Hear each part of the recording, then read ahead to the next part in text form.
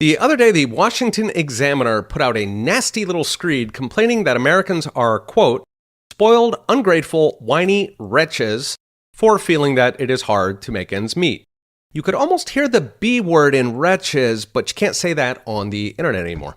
The Examiner's primal scream was in response to a Wall Street Journal poll finding that just 1/3 of Americans believe the American dream is alive, meaning they believe you can get ahead with hard work.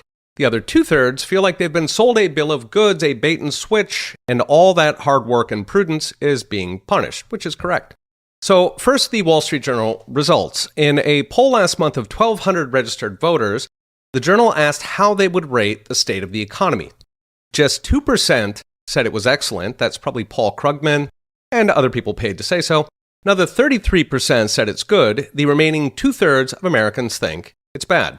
They went on to ask if voters felt like life today is better or worse than it was 50 years ago. Almost twice as many Americans say it is worse than say it is better. Next up, they asked if the, quote, economic and political systems in this country are stacked against people like you. There, again, a majority of voters say yes.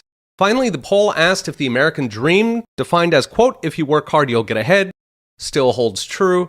36% said it holds true, while 63% either said it never held true or it once held true and does not any longer. So how did the Examiner characterize this indictment of our political and economic system by the very people it is meant to serve? Their headline kind of sets the tone, quote, people stop being crybabies. They went on to call those 2/3 of Americans, quote, pathetic defeatists. The crybaby argument hinges on a comparison cherry-picking the worst of the 1970s recession. When inflation was high and unemployment was high, we didn't have as many people on government benefits. Of course, they forget to mention the failing communities, the collapsing families, the epidemic of mental and physical health. In 1980, the Rust Belt had just been coined, and 18% of births were outside wedlock. Today, it's almost half. Currently, 30% of Americans are clinically depressed, and 1 in 4 Americans are currently taking prescriptions for mental health. Suicide rates just hit a record high last year, especially among older men.